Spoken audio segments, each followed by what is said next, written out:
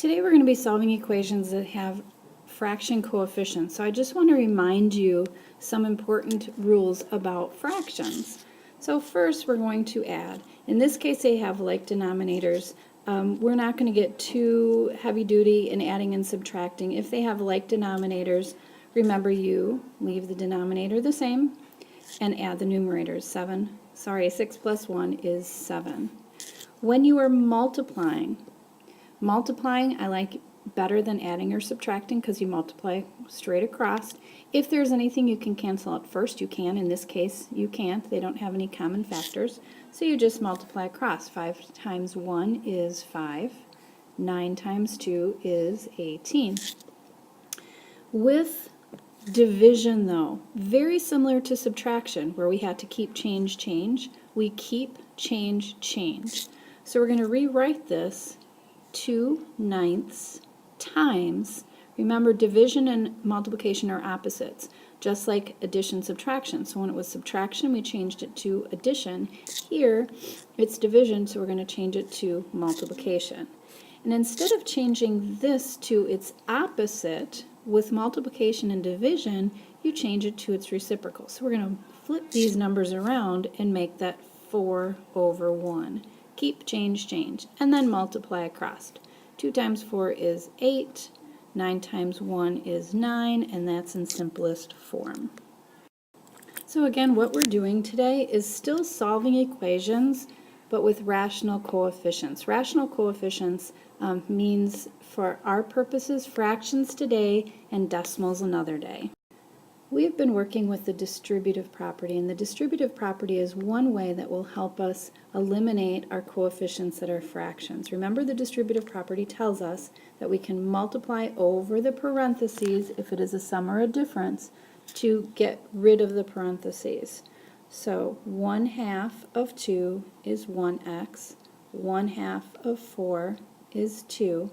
I'm going to just finish writing that equation. Sometimes with fractions, if you don't feel comfortable with them, you could write it off to the side. 1/2 times 2, anytime there's a whole number, you're going to put it over 1. 1 times 2 is 2. 2 times 1 is 2. So that's 1. That's where we got the 1. And 1/2 times 4. 1 times 4 is 4. 2 times 1 is 2. And that's 4. That's where we got the 2. After this, it's exactly like solving equations. Here's my variable, so I have to subtract 2 from both sides. So my 1x equals 16. And we should plug that back in to check to see if it works. All right, the second equation. Sometimes you will have to use the distributive property more than once. This one is easy. 1/2 times 2, so 1/2 of 2 is 1, and 1/2 of 10 is 5. This next one is not quite as easy, though, because the numerator is something other than 1. So 2/3 times 3. I'm going to do this off to the side. 2/3 times 3.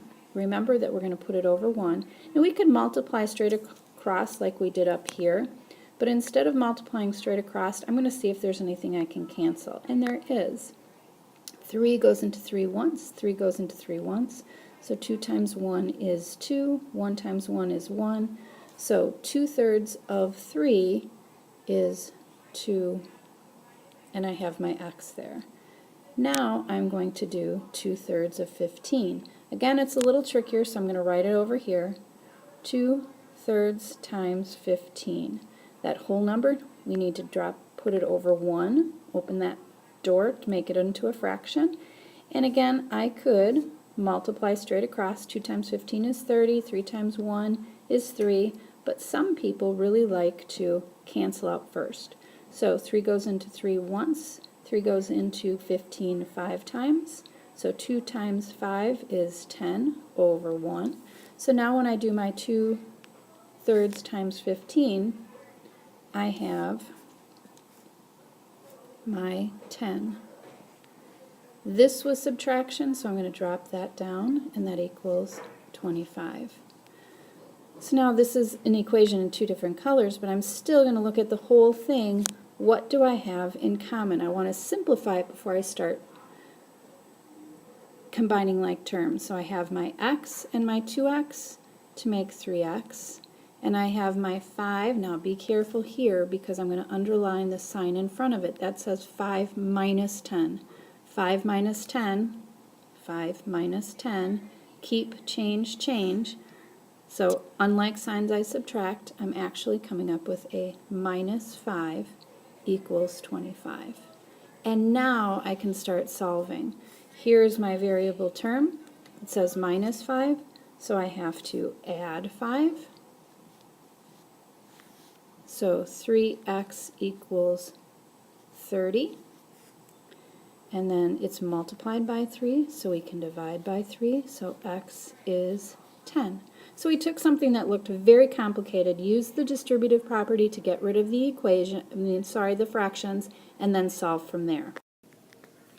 All right, this type of problem is a little bit different because we can't eliminate the fraction by multiplying it out using the distributive property. So we have to do something a little different. We're going to leave this alone for right now and just start undoing everything using inverse operations.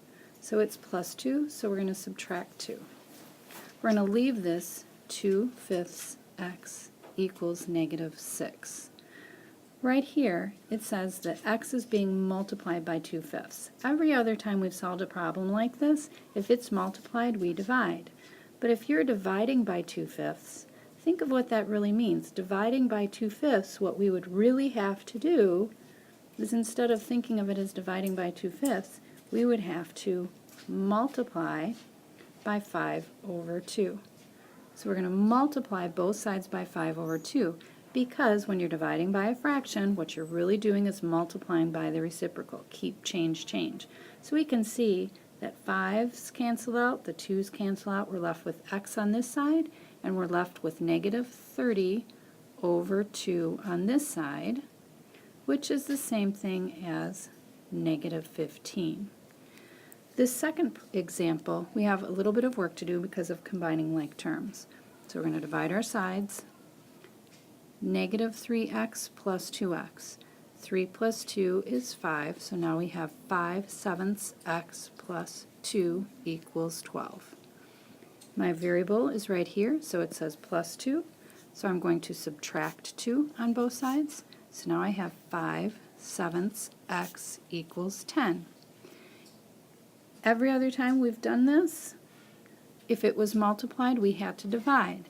But 10 divided by 5/7, remember, is the same thing as 10. So I'm going to write this over here for you. If we had to do 10 divided by 5/7, we would have to keep, change, change. So I'm going to go straight to multiplying by the reciprocal. So I'm going to get rid of that by multiplying by 7/5. Multiplying by 7/5. So I can see that cancels. I'm left with x over here. And here I'm going to simplify first. 5 goes into 5 once. 5 goes into 10 2 times. So 2 times 7 is 14. So x is 14. So as a quick review, if you have a fraction coefficient like this, you are going to use inverse operations, but once you get to the point of dividing by the fraction is the same thing as multiplying by the reciprocal. A real quick shortcut to solving fraction coefficient problems.